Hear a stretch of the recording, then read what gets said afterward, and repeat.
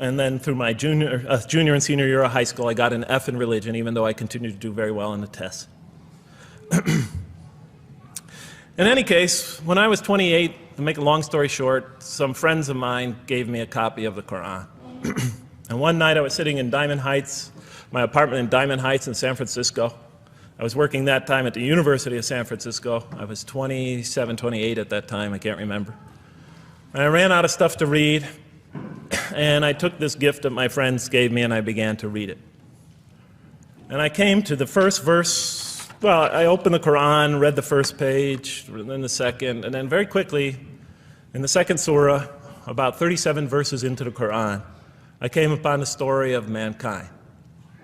And I have to admit, I read through it very quickly. It was about 9, 10 verses long, story of the first man and woman. And I recognized some of the details. It was similar to what I had learned when I was a child, but I noticed that there was something wrong.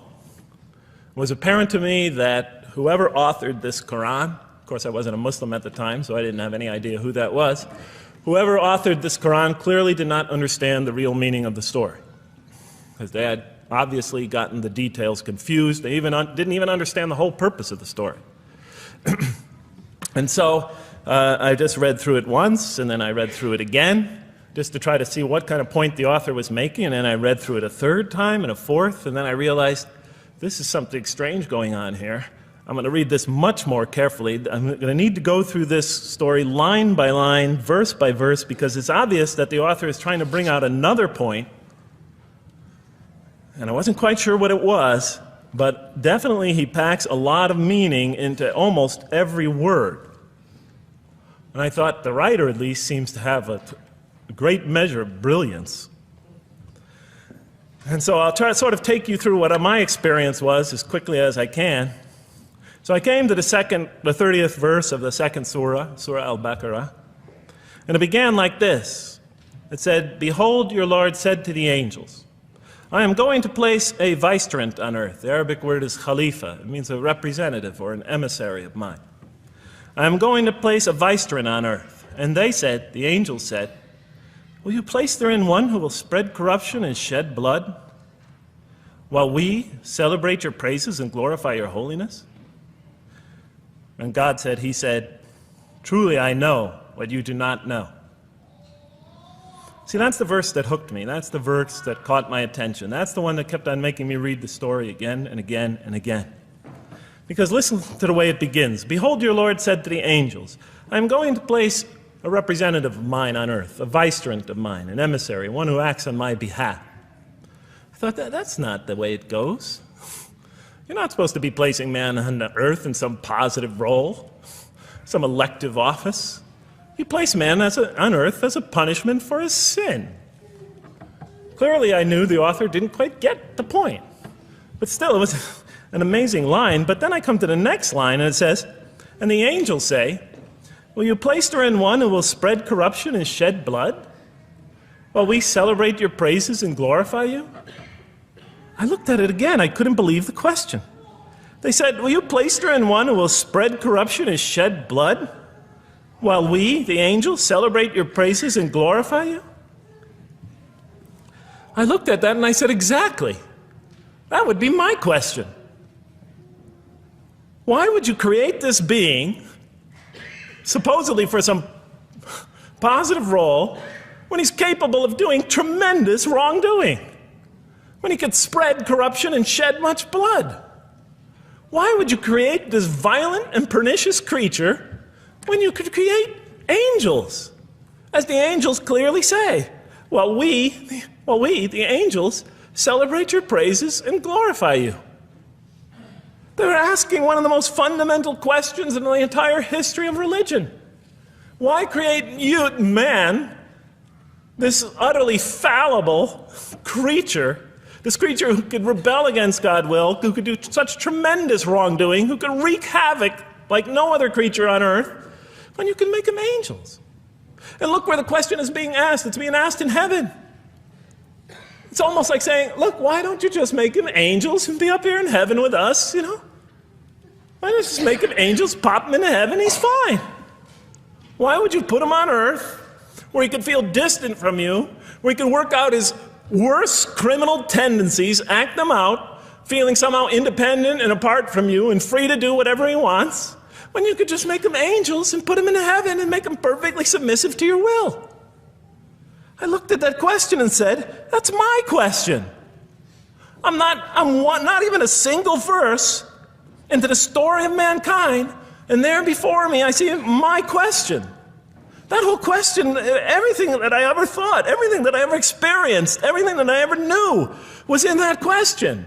It was as if the author took my life and wanted to pick out exactly the right question to humiliate me, to provoke me, to anger me. Why create man, this most destructive and violent creature, when you could make him angels? And then look at the answer. And he said, God said, truly I know what you do not know. You know, in modern parlance, we would say, I know exactly what I'm doing. I read that and said, what? You know what you do not know? You know exactly what you're doing? Well, please inform me. Tell me what you're doing. Because, you know, I'm 28 years old and I haven't figured out it yet. And I have a lot of issues that I'm still dealing with that's connected to this question. You can't just get off that easy. You can't just tell me you know exactly what you're doing. Not after what I've been through. Not after you made me this way. And then I realized, of course, I was arguing with a God I didn't even believe in. And that would happen several times as I read through the Quran. And sometimes I would just get into so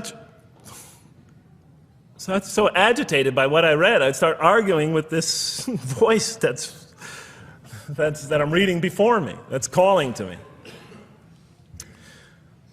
So we turn to the next verse. Well, it turns out that the Quran just doesn't dismiss the question. It starts to answer it a little bit. And in the next verse it says, and he taught Adam, God taught Adam, the names of all things. And then he placed them before the angels and said, tell me their names if you are right. So this verse is clearly referring to the previous one. But notice what it says. Now, from my own background, I remember Adam naming things, but it wasn't connected to any answer to any philosophical question. But here, notice what it says. And he taught Adam the names of all things. And I realized already, just from the first verse, you got to read these verses very carefully because it's packed with a lot of symbolism and meaning. And he taught Adam the names of all things. So here we see Adam is not only just a creature who knows how to name things, who's acquiring the gift of language, but he's also a learning creature. God is teaching him. Now right here, right in this verse, and it'll come even clearer in the subsequent verses, that the very first thing that the Quran is going to emphasize here is man's intellect. He is a learning creature. He is taught. And what is he taught? What is one of the great intellectual gifts he's given? In response to the angel's question, the gift of language. Because through language, mankind can not only learn, but he could learn things not only through his own experience, but he could learn things that other people have experienced of times and places that are hundreds, thousands of years and miles separated from him. And so that all our knowledge becomes cumulative. Every generation learning from the generation before it. I'm learning today from authors I read from other sides of the world that may have existed 2,000 years ago. And so we all contribute to our collective learning and knowledge. And so what I'll see later in the Quran, when the Quran will emphasize this again and again and again. Like in one verse it says, read in the name of your Lord who created.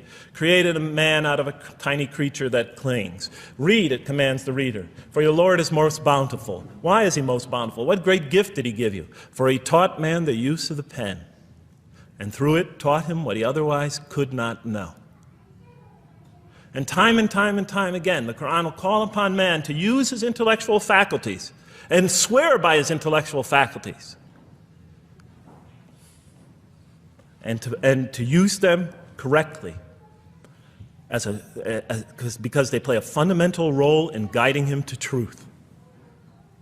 I never came upon a scripture that puts so much emphasis on the correct use of our intellectual faculties, on the harnessing of reason, in helping us attain to faith. And he taught Adam the names of all things. And then he placed them before the angels and said, tell me their names if you are right. Okay, you have this objection, you have this natural question about this creation of mankind. Here, this mankind is this human being, this human creature is a learning creature. He has many intellectual gifts. Here, I'm going to place these things before you. Tell me their names if you are right about man. And what did the angels say? In the next verse they say, glory to you. We have no knowledge except what you have taught us. In truth, it is you who are knowing, the wise. They say this task, this intellectual test that's put before them is beyond their grasp. Notice what they emphasize. We have no knowledge. This would take knowledge. This would take an intellect that they don't possess. In truth, it is you who are knowing, the wise. You got it. It's easy for you. You're the knowing, the wise. You have knowledge. You have wisdom. But this would take knowledge and wisdom that is beyond us. And so in the next verse we read, and he said, "O Adam, tell them their names." And when he had told them their names, notice how it's just like it's nothing for him. For mankind, he has this phenomenal ability. And when he had told them their names, as if it was just a triviality for man, he names them. "O Adam, tell them their names." And when he had told them their names, God said, "Did I not tell you that I know what is unseen in the heavens and the earth? And I know what you reveal and conceal?" He's clearly going back to the angel's question. Yes, you have these natural concerns about the creation of mankind.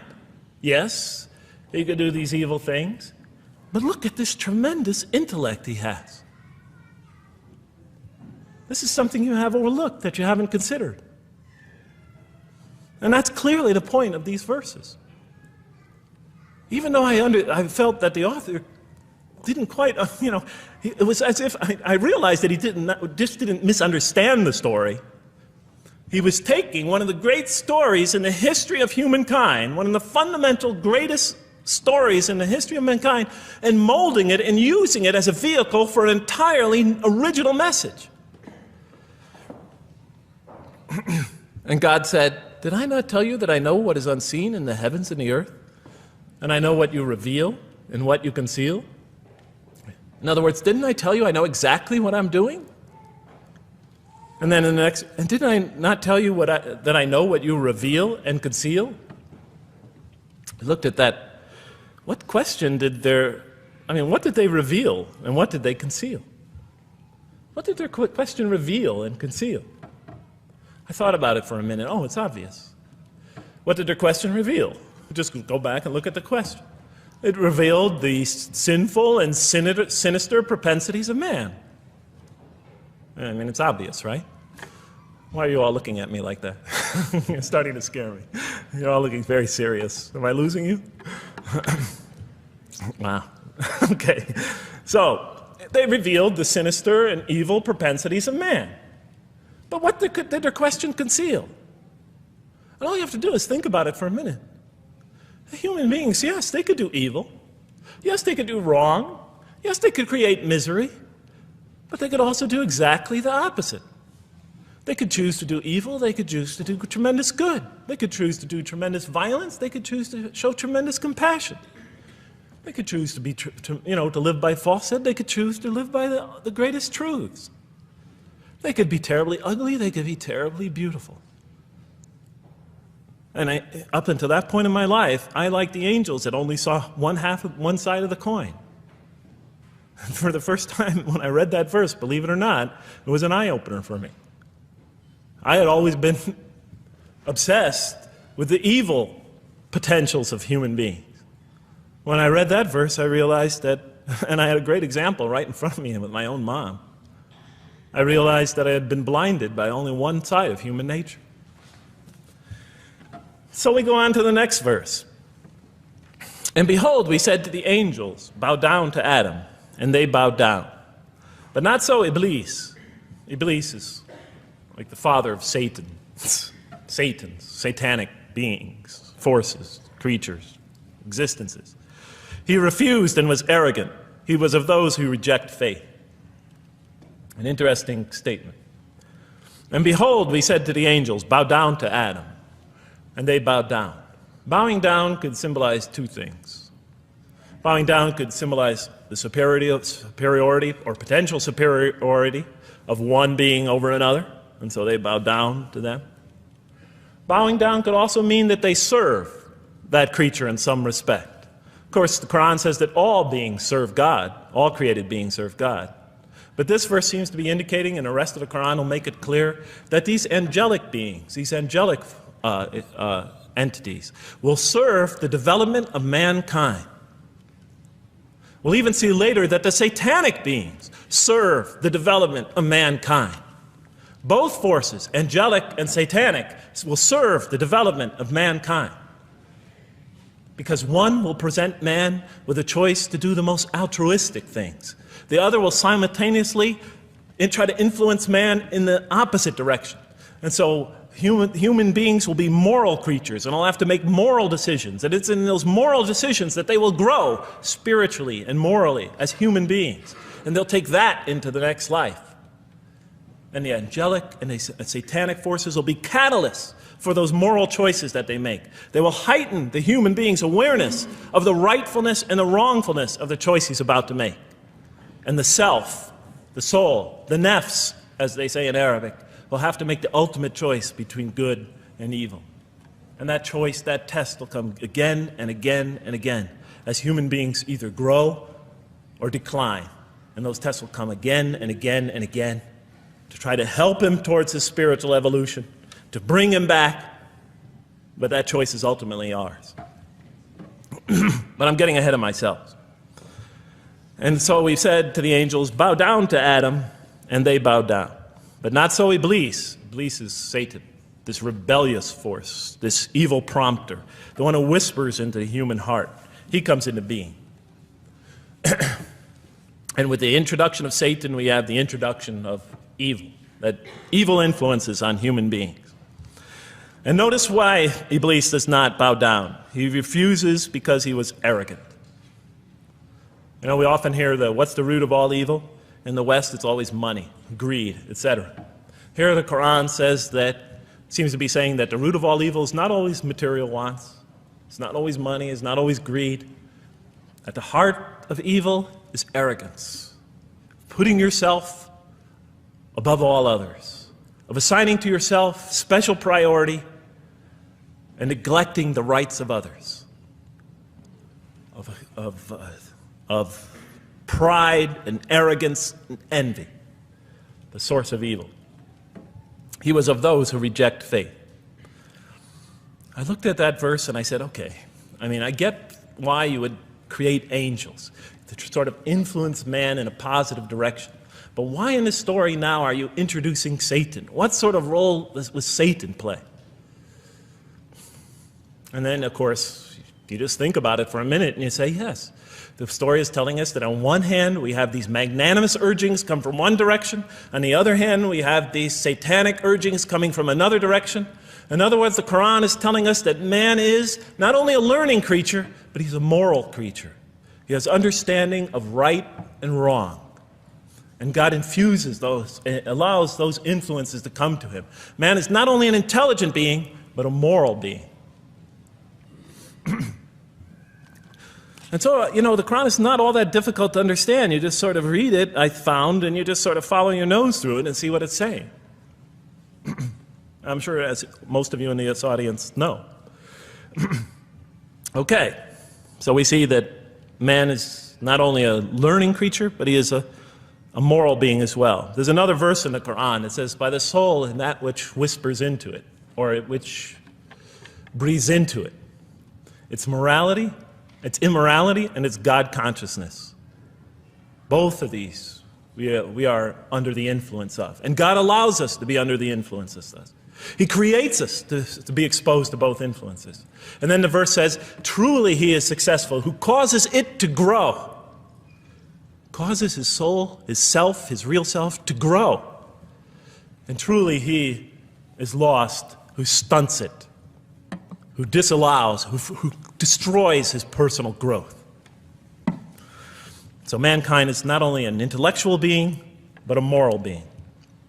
And we said in the next verse, O Adam, dwell you and your spouse in the garden, and eat freely thereof what you wish, and eat freely thereof what you wish. But come not near this tree. for then you will be among the wrongdoers. I looked at this verse and I was, starting to wonder if the author was drifting back to the old story again. I was confused.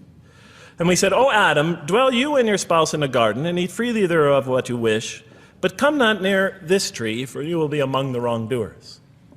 I thought it was drifting back to the old story. Man sins, man's punished for his sins with earthly life.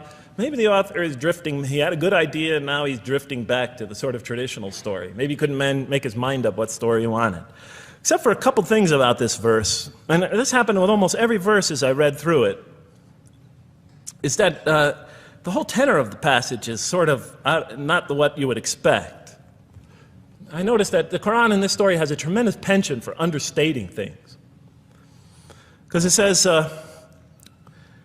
and said to Adam, "Dwell you and your spouse in the garden, and eat freely thereof what you wish," to Adam and his spouse. "But come not near this tree, for you will be among the wrongdoers." I mean, there's no sense of God being threatened by the possibility of man eating from the tree. In this story, we don't see in this verse, we don't see that God is nervous at the prospect, that he's threatened by the prospect, that he's anxious about it. The tree that he picks, it seems like he's just picking out any tree. Nothing special about the tree. Go not near this tree, for you will be among the wrongdoers. Satan will later come to him and tell him it's the tree of eternal life, of a kingdom that never decays. Turns out to be a complete faucet in his part. Nothing special about the tree. It's just a tree. God's not nervous at the prospect at all. In the tradition that I came from, God is threatened by the prospect. He has to put an angel with a fiery sword by to protect the tree so that mankind never goes next to it again. I'm not putting it down, I'm just pointing out the difference of the story. They're both beautifully told. But he has to guard the tree. Why? Because if they eat from it, they'll become gods like us. This man, he already has a rebellious nature. Can you imagine if he eats from this tree? Can't let him get near that tree. But here, just, calmly says, but if you do, you'll be among the wrongdoers. God is not worried about himself. It's just warning man, making it clear that if you do this, you've committed a wrongful deed. Again, the whole tenor of all these verses that you read through it is God knows exactly what he's doing. Okay, next verse. "But Satan caused them to slip and expelled them from the state in which they were. And we said, Go you all down, some of you being the enemies of others, and on earth will be your dwelling place and provision for a time." What? I said? I mean, I was expecting now the rage, the anger, the violence, the jealousy. That's what I was expecting. Okay, they eat from the tree. Where's the rage, the violence? I'm going to punish you now. You're going to sweat on earth. And you're going to suffer, and you're going to stub your toe, and you're going to work, and you're going to labor. And you're going to die there for what you did. And where is the woman? All right? And the woman, right? She's the one who's going to suffer the most, right? She'll have to suffer labor pains and monthly cycles, right? And bleeding and crying out when her children come into the world. And she'll scream out. And worst of all, the greatest humiliation, the man will rule over her. When he's obviously her intellectual inferior, because she and the angels she and Satan seduced him, and he just bumbled along and committed a real, wrong deed. Well, I don't mean to make light of it, but the story is obviously different, though. No threat here. As a matter of fact, look at the way it says, "O Adam, dwell you and your spouse in the garden, and eat freely thereof what you wish. But come not near this tree, for you will be among the wrongdoers." Then they make the mistake. "But Satan caused them to slip and expelled them from the state in which they were. And we said, Go all you down, some of you being enemies of others, will be adversaries of others. Some of you will be adversaries of each other, and on earth will be your dwelling place and provision for a time." This is not a deity losing it. If you look at it, on earth will be your dwelling place and provision for a time. That's not the words of a God that has got lost, that is really extremely upset. On earth will be your dwelling place and provision for a time. When I walked into the hotel today, and they said, and it's this nice one up here, I don't know the name, I can't remember the name of it, but it has a continental breakfast. And they said, your room will be room 111, and there's a continental breakfast in the morning. I didn't say, I didn't think they were mad at me. Because they said, you're going to sleep here, and this is going to be your provision in the morning. Oh, thank you. But notice something else about this verse. I mean, when you read these verses for the first time, I don't know, maybe I'm nuts, and many people think I am. But when you read these verses for the first time, I mean, this is just so much that catches your attention. But Satan caused them to slip. I remember, I couldn't get that verse out of those words out of my head. Satan caused them to slip. To slip? The greatest sin in the history of the human race, and it's called a slip? In my culture, slip means, you just momentarily, for a fraction of a second, you lose your focus. It's not a big deal. My Uncle Bob used to always say to me, Jeff, I'm sorry, I'm 5 minutes late, I slipped up. The understanding is it's no big deal. It's just a slip. That's what we say when we make a minor mistake. I slipped up. Don't worry about it. Never happen again. A slip, I said? Momentary loss of focus? The greatest sin in the history of humanity? Why we're all here? Why we're all suffering? Why we experience death? A slip? I didn't believe it. I went to my Arabian friends at that time. I didn't know any Arabic. They came to this verse. We went through it line by line. I said, now don't change any words. Just read them one at a time. But Satan made them, and I said, okay, this one right here. What does it mean? Tell me what that means. They looked at it, it says, slip. Slip. And expelled them from the state in which they were. A slip, I thought? But then maybe I was trying to force the traditional understanding, the traditional interpretation. Maybe it was just a slip. I mean, after all, they didn't commit murder. They didn't commit robbery, rape, pillaging, assault. They ate a couple of pieces of fruit. It's not the greatest sin in the history of humanity by any means. And then the next verse says, and then they were expelled from the state in which they were. Well, what state were they? Let's see now. Let's go back from where we started. First, mankind is being taught. We see he's an intellectual being. Then we show he's a moral being. Moral being means he's a being that's going to have to make choices. And then God gives him this choice. It's not a huge deal. It's not the gravest sin in the history of humanity by any means. It's minor by any standards. They make it, though. We see that God originally intended to put man on earth as his vicegerent. We see a period of preparation where he's being prepared intellectually, where he's growing as a moral creature. When does God finally put him on earth? What signals that he's ready to begin? He makes his first independent choice. It's not the worst deed in the history of humanity. It's minor on anybody's scale, but it shows that mankind is ready to act on his own, to be his own, to make his own choices, that God has empowered him to make choices, and he's ready to make them and carry them out, and see them most often to their expected ends, if God wills. And that seems to be the only real significance of it. But I thought, maybe I'm getting this wrong. Maybe God just blows off into an angry rampage the next verse. So I look at the next one and it says, and then Adam received words from his Lord. And God turned to him mercifully. For he's oft returning, ever merciful.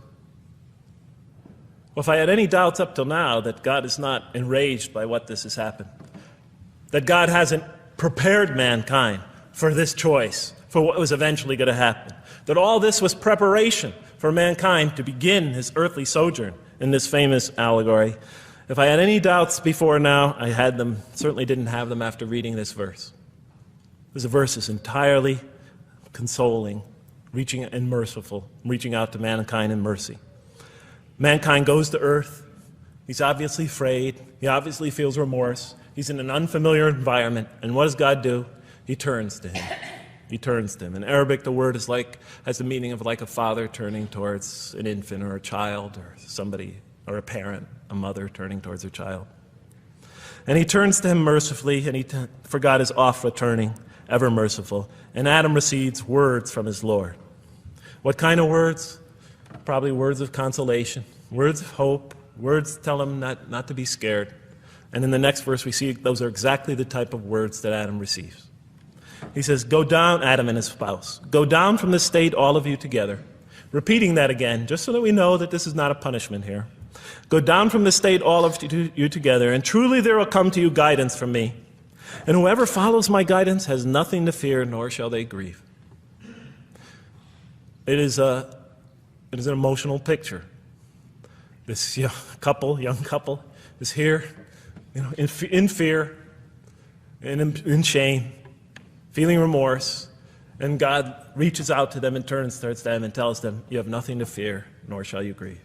I know this is tough for you, but you've been prepared for it up till now, through your entire existence. It had to happen. This is a necessary stage in your development, in your growth, but just hang in there, follow my guidance, be true to me and I'll be true to you. I'll guide you, I'll help you, I'll do whatever you need. Just follow my guidance and you have nothing to fear, nor shall you grieve. Okay. So I was impressed. I thought this author, whom I didn't know, I thought was extremely brilliant. Because the story is entirely coherent, but it's bringing out entirely new meaning. And it's stressing some things in the human equation that I would never have normally thought of. Actually, I thought these sort of things argued against the existence of God. Here, the author was using them to say, look at these play a fundamental role in the purpose of life. What? Intellect. Human beings have intellect. Right. In response to the angel's question, they are moral creatures, and they are subjected to evil and angelic promptings. And they have to choose between them again and again and again throughout their existence. And their growth, which the Quran talks about frequently, is going to depend on that. We're here to grow, as we will see. But it emphasizes choice. Human beings are creatures of choice. It also emphasizes suffering. Suffering. Man, that's pretty nice writing. It also emphasizes suffering. Human beings are going to suffer here on earth. That's the first thing that the story mentions. Spread corruption and shed blood? Havoc, suffering, pain? Yes, these three things play essential roles somehow, the story is saying, in our development on earth, in our very purpose of our development. These are the three things we've always had the most trouble grappling with, all theologies have. Why give us intellect? If it leads us often to challenge in our minds the existence of God, if we can't reconcile the existence of God with our minds, with our reason, why give us choice if we can choose to do wrong? Just make us angels. Why let us suffer so on earth? Just pop us into heaven. And here the Quran is telling that these play essential roles in our attaining of faith. Not only these, of course, it also mentions guidance, God's forgiveness, revelation, etc., angelic forces, satanic temptation. It mentions all these other things as well, but these three essentially really caught my attention. I never expected that these three things would be emphasized. And so as I read through the Quran, I looked, anytime I saw anything that seemed to relate to this, I would write down notes and underline it. And I would walk up and down in San Francisco with my pen as I'm walking, because I like to walk about 7 miles every day, and I'd be underlining. My friends would always say, Jeff, what book are you reading? And I would lie to them. I'd tell them, oh, it's a great novel or something. I didn't want them to know that I was reading the Quran. I think they thought I was going nuts. But in any case, so very quickly, I was wondering, does the Quran really emphasize reason? Does it really emphasize choice? Does it really emphasize suffering? How much more time do I have, Madam Speaker? 35? 25, okay. I'll do the best I can. So let me just try to indicate to you, as I read through the Quran, and I'll try to get through this quickly, because you guys look tired. And I know you're interested to find out how that basketball game is turning out. Let's see, does the Quran really emphasize reason as essential to human growth, to this experience we're having on earth, to our very purpose? And the answer is definitely yes.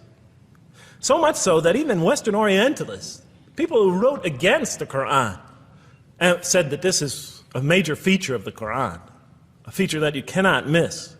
Henri Lamens, writing in the early part of this century, one of the famous Orientalists, who wrote very much against Muslims, hoping to unseat them from their religious belief. He wrote, "The Quran," and this is his quote, "is not far from considering unbelief as an infirmity of the human mind." Unbelief is, he thought, and he was saying it mockingly, is like, you can't think straight. You're not using your mind right, as my father used to say. Maxime Rodinson wrote at length about the rationalistic approach of the Quran to faith. And this rational tone of the Quran is one of its most salient features, beyond doubt. I'll just give you a few quotations. One of its fundamental themes is that people ignore or reject God's signs and corrupt religion precisely because they do not use their reason. And the Quran will say that again and again and again. The Quran says about the disbelievers, they refuse to reason and are a people who do not reason. I have 7 such quotes in the Quran. The Quran will say, will you not reason? It mentions that 14 times to the reader. God reveals signs and lessons and admonitions so that, and this is a quote from the Quran, perhaps you will finally use your reason. There are 8 such statements in the Quran. From the Quran's viewpoint, reason and faith are allies, just as illogic and false belief are allies. And it clearly sets the conflict along these lines. It says the right way has henceforth become clear from error. Those who benefit most from the Quran are persons of insight. 16 such statements in the Quran. Firmly rooted in knowledge, 8 such statements. Use their reason, 10 such statements. Stand on clear evidence and proof, 7 such statements. Those who oppose this revelation are deluded, 9 such statements. In manifest error, 28 such statements. Ignorant, 15. Foolish, 3. Have no understanding, 9. Only follow surmise and conjecture, 9. And blindly adhere to tradition, multiple times. It states that. In an almost Socratic style, the Quran repeatedly quizzes the reader and calls into question his or her assumptions. Again and again, it asks us, what do you think? 18 such statements. Have you considered this or that? 13. Did you suppose? 7. Sounds like a math teacher. Do they not ponder? 2 such statements. Do you think? Do you even think? 18 such statements. The message is clear. To gain truer faith, we need to free ourselves from inherited notions and examine our beliefs rationally. Learning plays a key role in human development. Read the Quran, exhorts the reader. For God taught us the use of the pen and taught humankind what it otherwise could not know.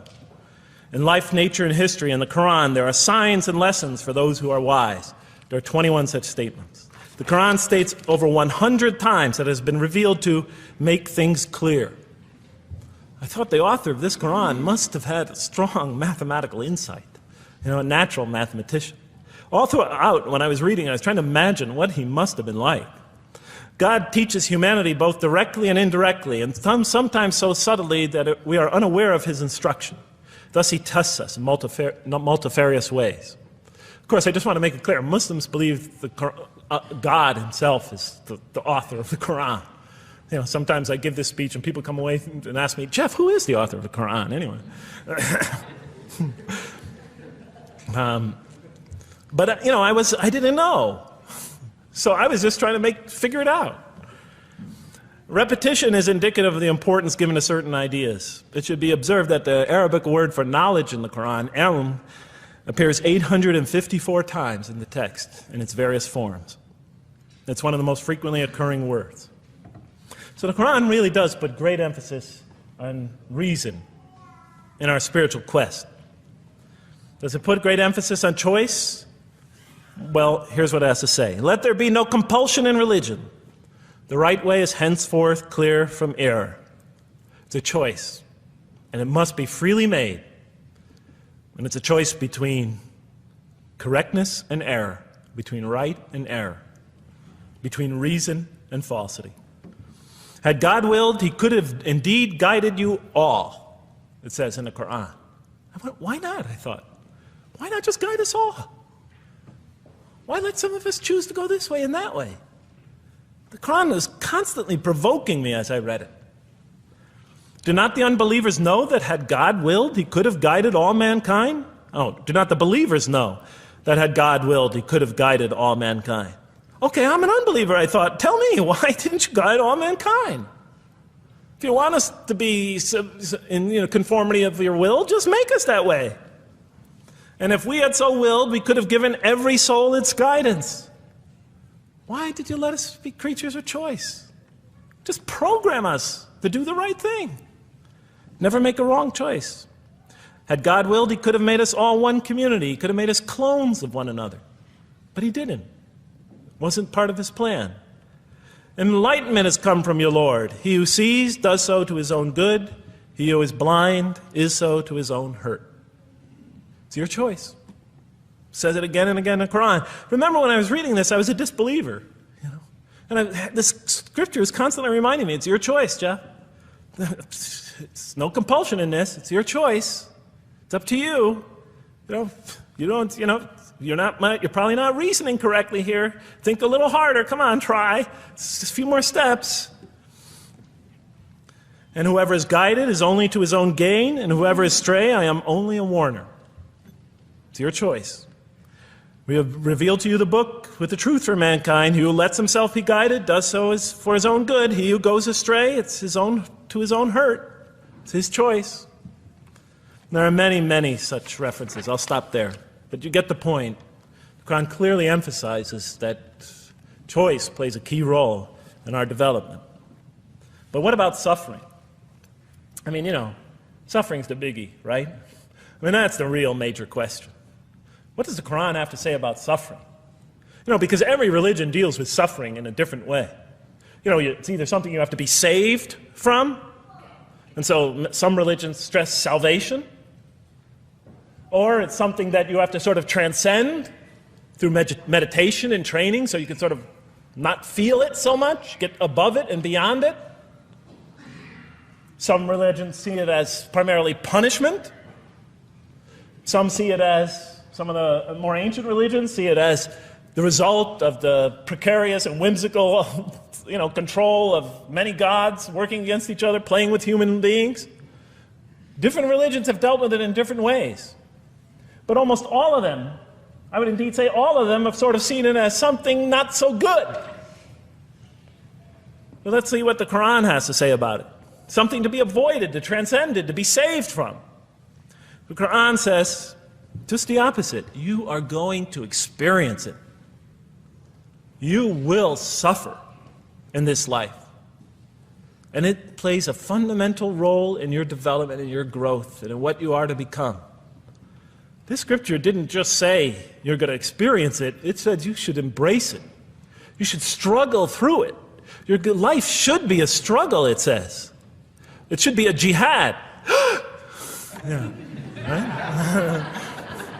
But that's what it says. Jihad means struggle. When the Quran most says jihad, it's very seldom, it's most often not in the context of fighting. Qital is the Arabic word for fighting.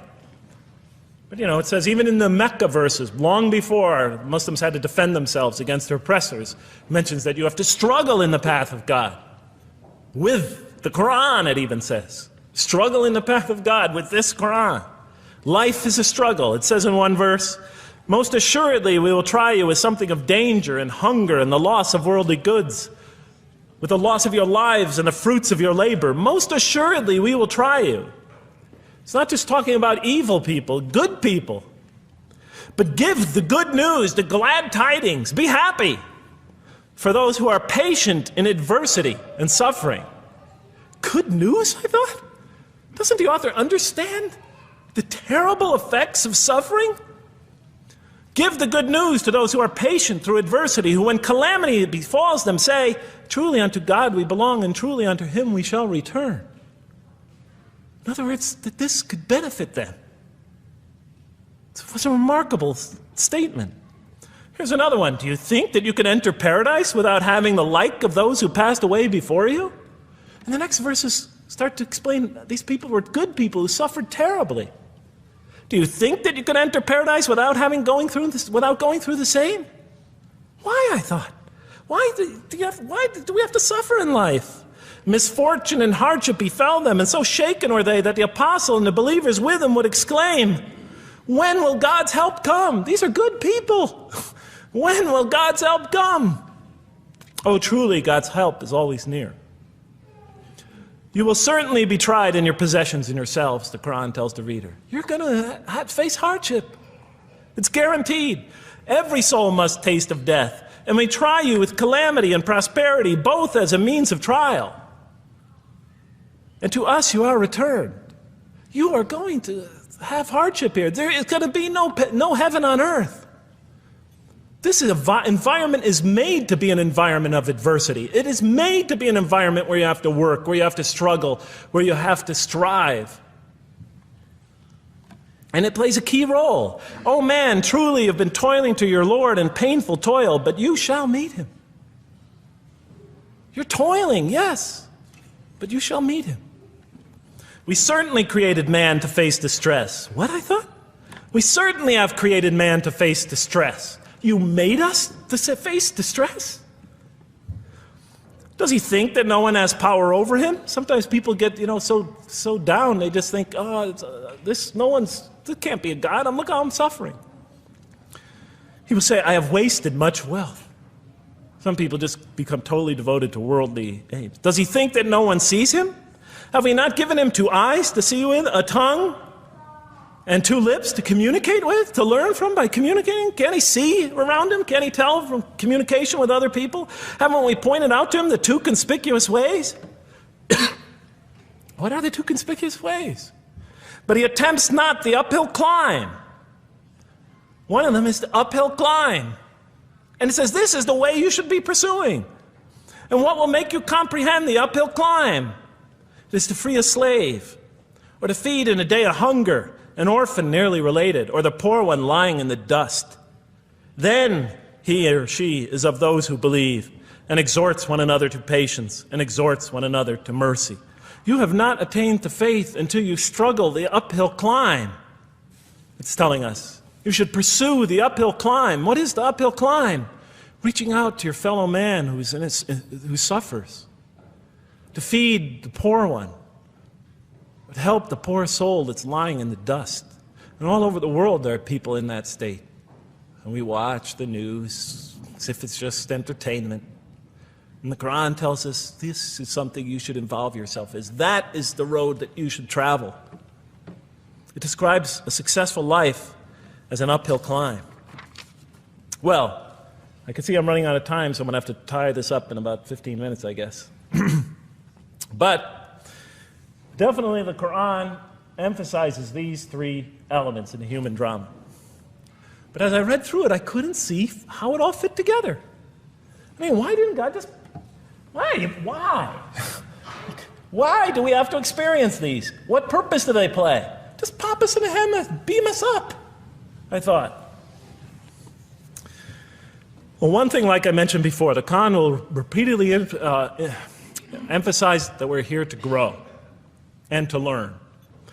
And I'll give you 4 or 5 quick verses because I know you're tired. It says, Our Lord, and raise up in their midst a messenger from among them, who shall recite unto them your signs, and that shall teach them the book and the wisdom, and who shall cause them to grow. We have to learn wisdom in the book, and Revelation in particular, and who shall cause us to grow. And we have sent among you of yourselves a messenger to recite our signs to you and to cause you to grow.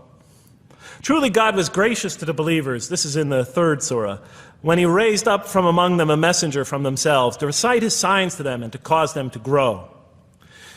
It is he who has sent among you, who has sent among the unlettered people a messenger from among them to recite his signs and to cause them to grow. These are all distinct references. Just 2 more. There are many more. And the soul and that which breathed into it, its immorality and its God consciousness. He is indeed successful who causes it to grow. And he is indeed a failure who stunts it. And in the 92nd surah, Surah Al-Layl, it says, Far removed from it will be the righteous who give his wealth that he may grow. So the purpose somehow is to grow. We're in a growing, learning, developing experience. We weren't just created when we came into the world. This is actually a stage of our creation. Just as our development in the womb was a stage in our creation, our essential stage in our physical creation, this is an essential stage in our personality creation, in the creation of our real being, that which we take into the next life, our essential selves. We've gone from the physical creation in the womb, primarily physical, now to the human creation, the personality creation in this stage. I thought maybe I'm, projecting my own neurosis into the scripture. Maybe it doesn't really emphasize that life has a purpose. But time and time again, I would find it does. For example, just quickly it says, those who remember God standing and sitting and lying down and reflect upon the creations of the heaven and earth and say, our Lord, you did not create all this in vain. You did not create all this in purpose. Just when I was starting to think, maybe the Quran really doesn't state a purpose of life. It really doesn't mean there's a real purpose of life. Maybe I'm reading into it something that is there. I would come upon verses like that would force me to just read a little further, make me think, well, maybe it's just around the corner. We have not created the heaven and the earth and whatever is between them in play. If we wished to take a sport, we could have done it by ourselves, if we were to do that at all. God doesn't create to satisfy his whims or fancies or entertain himself. Do you think that we created you purposely and that you will not be returned to us? It says in the 23rd surah, the true sovereign is too exalted above that. In the 44th surah, we did not create the heavens and earth and all that is between them in play. That serves a purpose. Now, what sort of purpose can it possibly serve? So I tried to, apparently the Quran speaks about believers and those who are the rejectors. You have the believers on the one hand, the rejectors on the other. Now, apparently God has created us to be believers. So I tried to study what the Quran has to say about the believers, and it's a natural thing to do, to see what it wants us to become, if it has anything to do with these essential elements that it stated. I mean, it's a natural way to approach it. I think you agree. Do you agree? Somebody nod your head. That's what I say to my math students. Just one head nod is enough for a mathematician. Get one head going, okay, I did my job. Okay. So, how does the Quran describe the believers? What are they supposed to attain to? What is their ultimate thing that they're supposed to get? What are they ultimately supposed to achieve? And it's very clear when you read the Quran that what they will achieve in this life and will experience to so much greater degree in the next is they will experience a relationship of love with God. They will turn to God in love, and God will turn to them in love.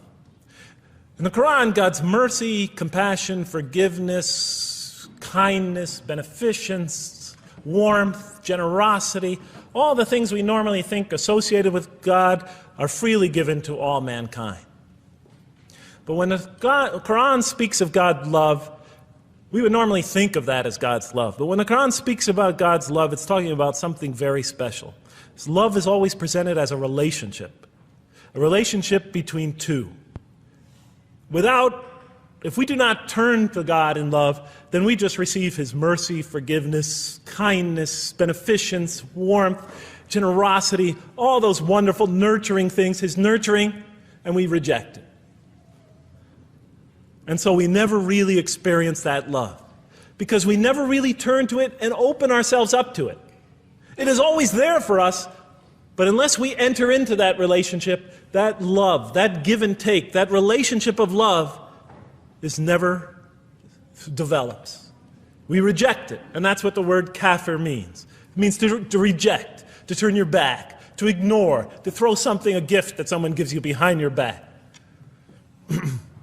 And so the Quran tells us that the believers will experience this sublime relationship of love.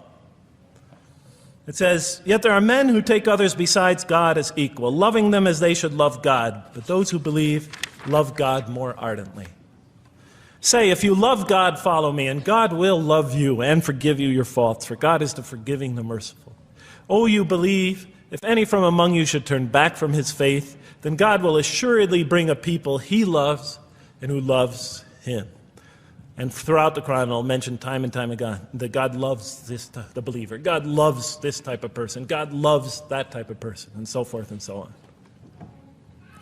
So it's quite, and I'm trying to pick the speed up here, so you'll have to excuse me for that. But it is apparent from the Quran that one of the purposes of creation, maybe the essential purpose of the creation, is to produce from this subset of humanity that will freely enter a relationship of love with God. They will not only experience the beauty of other relationships in their lives, but this love that they will experience with God is the sublime experience that they will enjoy. Not only in this life, but infinitely greater in the next, when all the distractions, all the masks are stripped away. Okay, I thought. You created us to love you, for us to turn to you in love and to experience your love, to receive and experience your love. But why do you need these? Just pop us into heaven, love us, and make us love you. Program us to love you. You'll make my dog love me.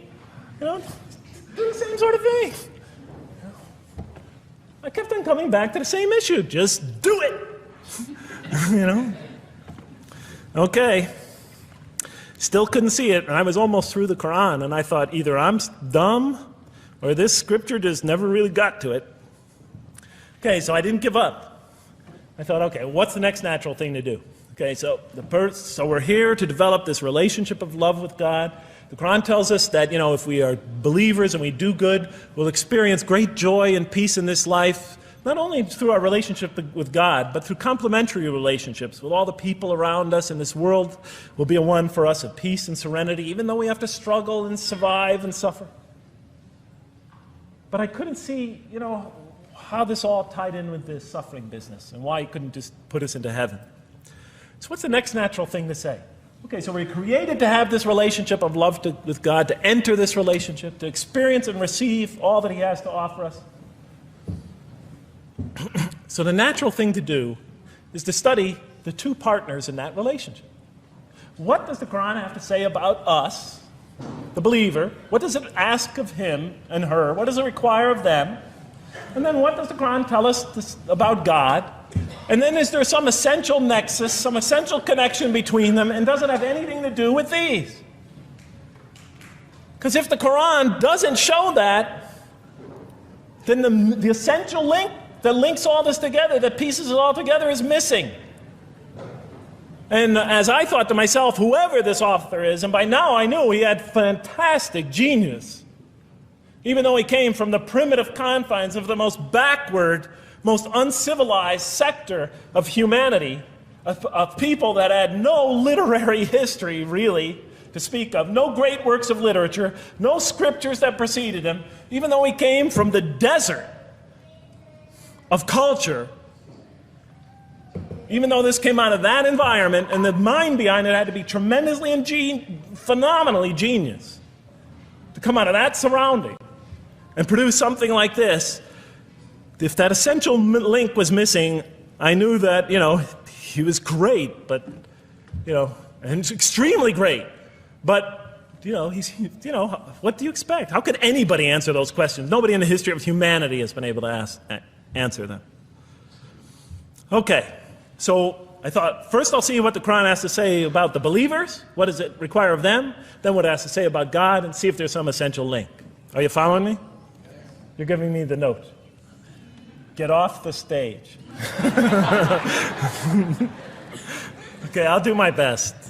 It's a deep subject. We're almost done. Bear with me a few more minutes. I'm sorry, really.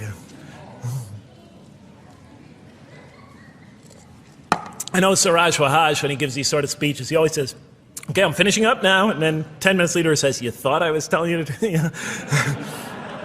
I won't say that, but just give me a few more minutes. Bear with me. Okay, quickly. What does the Quran ask of the believers?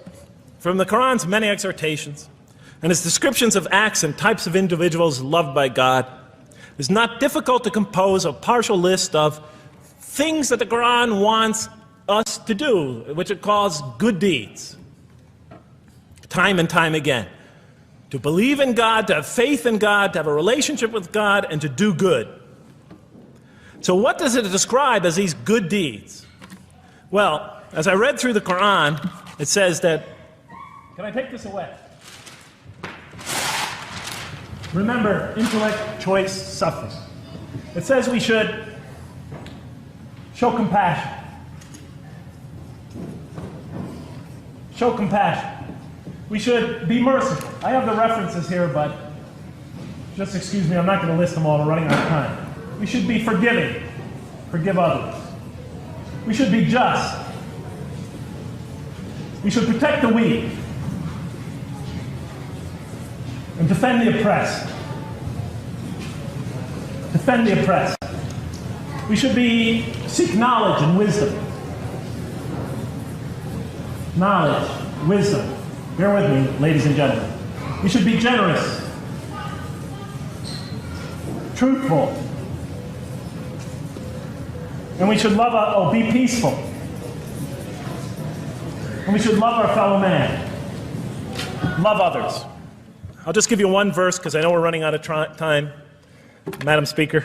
Truly those who believe and do good will the most merciful endow with love. And to this end we have made this scripture easy to understand in your own tongue, so that you might convey a glad tiding to the God-conscious and warn those given to contention. So, to this end we have made this easy to understand, so that we'll learn to love others. Okay, that's all I'll say about that. I would like to say a lot more, but I don't have time. Now, what does the Quran tell us about God? You have to realize I'm just about through with the Quran here, my first time reading it. And now I was really caught. I searched my head. What does the Quran tell us about God? It tells us nothing could be compared to him. That he's outside anything that we may compare to. That our definitions do not encompass him. That our reason cannot comprehend him. That he is transcendent and we are finite. That he is immortal. He transcends time and space and we are bound by it. That he is immortal, we are mortal. He is uncorporeal, we are corporeal. That we have no way of comparing ourselves to him. Nothing could be compared to him. I thought, oh my God, I'm so close and yet so far. Because I'll never understand the essential link between us and God and why these three things fit into place. Because the Quran tells us that we could never really quite understand God. Or at least that's the way I thought. And so I put down the Quran when I had finished it. And much to my dismay, I was honestly disappointed because I thought the author made a brilliant try. But he never quite made it. And so I was sitting in front of, about 3-4 weeks later, I was sitting in Diamond Heights in my apartment watching a football game, I think it was. And you know, sometimes things just slip into your minds when you least expect them, and I'm sitting there watching it, and all of a sudden into my mind came a thought. And I said, wait a minute. The Quran does tell us so much about God. It tells us again and again and again, but somehow I just missed it. Just skimmed over it every single time. Because if you turn to almost any page, if you turn to the beginning of any surah, you could see time and time again essential information about God that I just thought was sort of a literary device, something to make it just sound more beautiful. Because if you turn to the beginning of any surah, you'll see the words Bismillahir Rahmanir Rahim, in the name of God, the most merciful, the most compassionate. If you read almost any passage, long passage, when you come to the end of it, it's punctuated by dual attributive statements like God is the merciful, the compassionate, God is the forgiving, the gentle, God is the kind, the protector, God is the generous, the truthful, God is, and so forth and so on. There are tens of thousands of such references in the statements in the Quran. What the Quran defines as God's most beautiful names, his attributes of perfection, repeated again and again and again on almost every page. And as I sat there, sitting by the television, I started to jot them down in my, on my little piece of notebook there. Same notebook I used to jot these down before. And I began to list from my own mind the attributes of perfection as I remembered them. And they were, God is the compassionate. God is the merciful. God is the forgiving. God is the just, the protector, the defender of the oppressed and the weak. the knowing, the wise, the generous, the kind, the truthful, the loving, the peaceful, the source of all peace, the truth, and so forth and so on. Every item I had listed in my list for the qualities that we human beings are supposed to develop, the Quran was telling me had its infinite source and perfection in Allah, in God. And then all of a sudden, all the pieces fell together. Then I suddenly saw it, as I see most of you probably see as well. That now, suddenly it all began to make sense to me. In what way do I say that?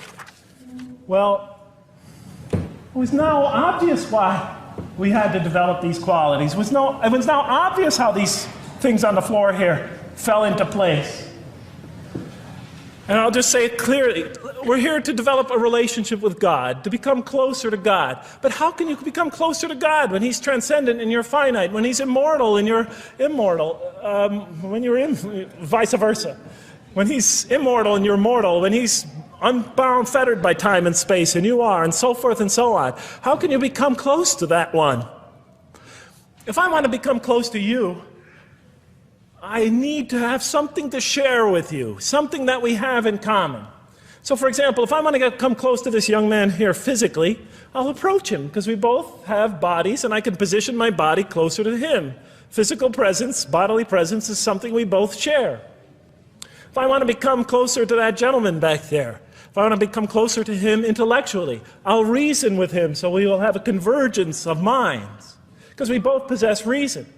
If I want to become closer to one of my sisters on this side emotionally, I'll try to appeal to their sentiments, because we both share feelings and similar types of experiences that generate those feelings. But how does one become closer to God? What do we share with Him? We share with Him exactly what He gave us. Because the Quran tells us that when we came into this life, He breathes into our spirit something of His Spirit. And that we come into this world with the seed of these very qualities within us. And we could either kill them, stunt them, as the Quran says, or cause them to grow. And when we grow in these, we grow in our ability not just to experience tremendous beauty in life through all this, but we grow in our ability to receive and experience the infinite beauty, the infinite peace, the infinite truth, the infinite compassion, the infinite mercy, the infinite, etc., all the way down the list, that only comes from the infinite perfect source of all these. The more we grow in mercy, the more we grow in our ability to receive and experience in this life and in the next, to an infinitely greater degree, the mercy of God. The more we grow in compassion, the more we grow in our ability to receive and experience God's compassion in this life, through prayer and through ritual and through contemplation and through other experience of others. And of course, infinitely more in the next life, the compassion of God.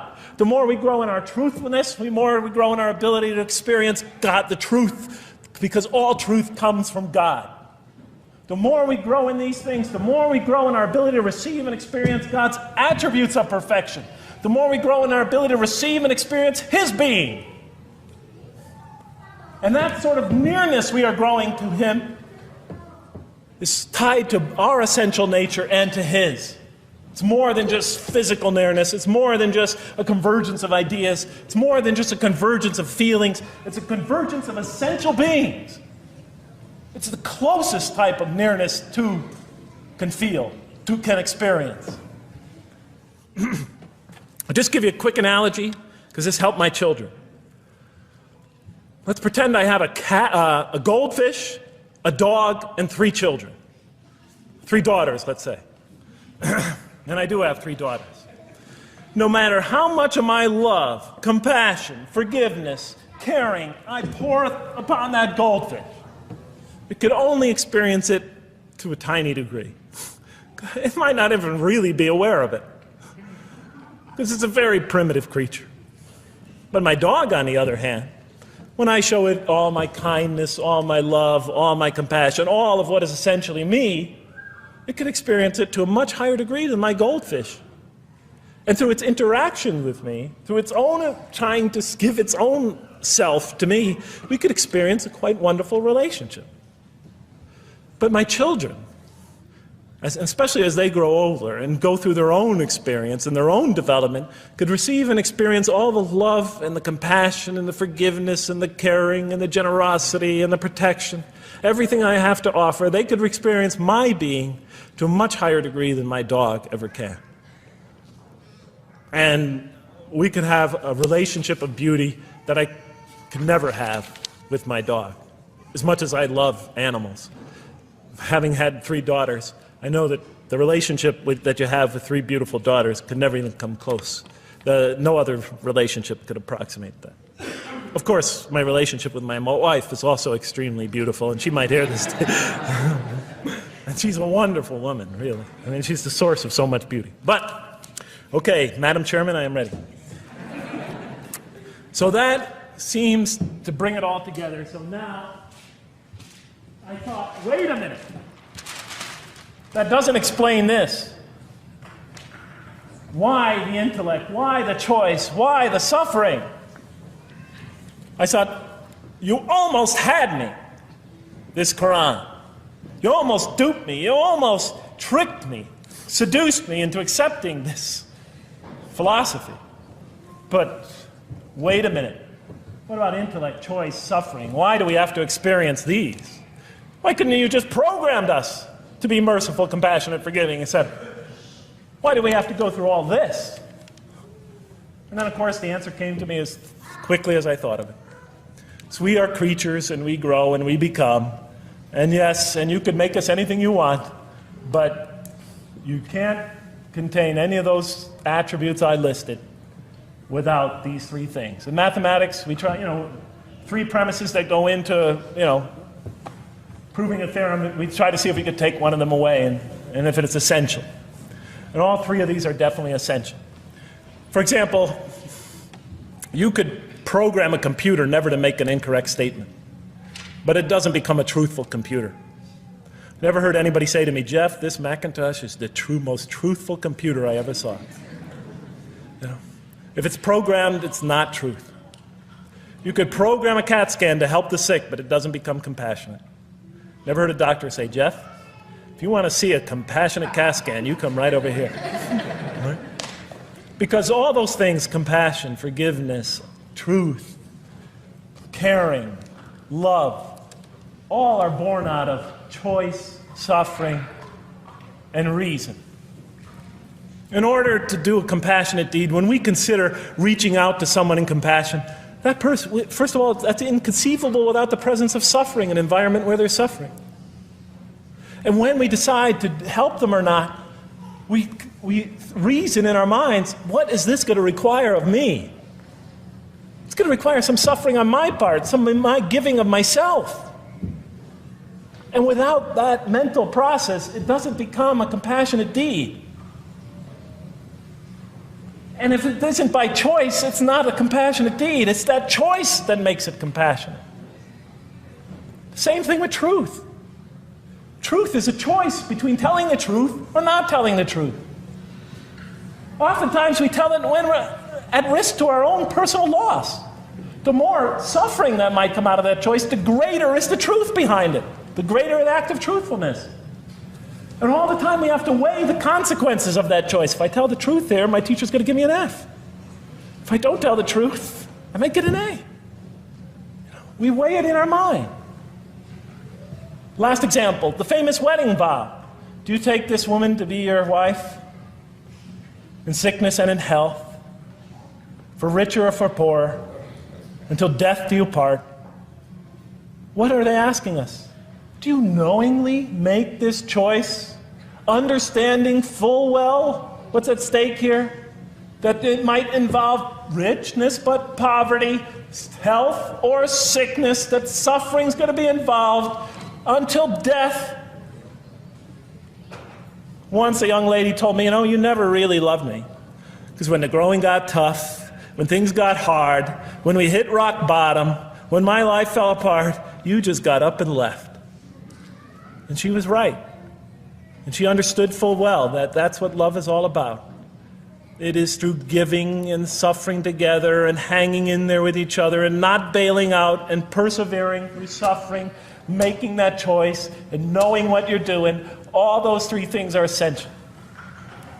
So it's very easy to see why the Quran stresses these. Because in order for us to grow in these, I dropped it, we have to have these.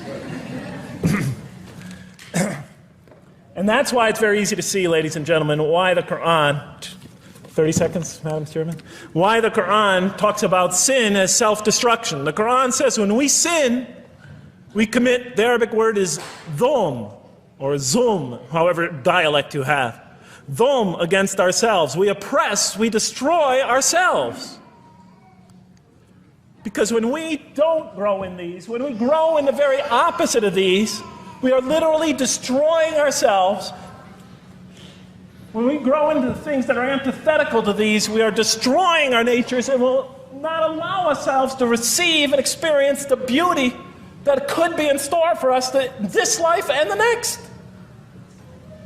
It's like coming into this world and developing in the womb none of the physical things you need to experience comfort and joy and peace and happiness on a physical level in this life. It's as if you're coming into this life and you've destroyed yourself physically somehow in the womb, and you came into it and you had nothing to protect you from the cold, from the heat, from the harshness of the elements, from germs, from disease, nothing to protect you, nothing to satisfy, give you the ability to satisfy your thirst or your hunger, nothing for you to experience any physical comfort. This is all that matters as we go into the next life. If we don't develop these through our relationship with God, our very purpose of our being, then we will experience terrible suffering in this life, worse than if we came into this life in a physical state that didn't avail us of any of the comfort of this life. And so it'll be worse than fire. It'll be worse than endless fire. It'll be worse than the worst hell we could possibly imagine. So the Quran tells us, that yes, when it talks about heaven and hell, it's used very powerful symbolic language, but what it essentially is telling us is imagine the greatest joy and wonder and peace and serenity you could ever experience, and that's what's open to you on the one end. But on the other end, imagine the most terrible suffering that you could possibly bring on yourself, and you could also do that to yourself as well. It'll be worse than anything you could have ever imagined. And so, the Quran tells us that God says on the Day of Judgment, I did not harm you in the least. You destroyed yourselves. And it could say that in total objective truth. And that's why the Quran, well, I think I'll leave it at that because Madam Speaker is about to shoot me. I still have other things to talk about, but I want to find out how that basketball game is going. So thank you so much for listening to me for so long. And may the peace and mercy of Allah be upon you all. I didn't mean to try to scare anybody at the end. That wasn't my goal. I was just trying to make a point. And may the peace and mercy of God be upon you all. Thank you so much. Assalamu alaikum.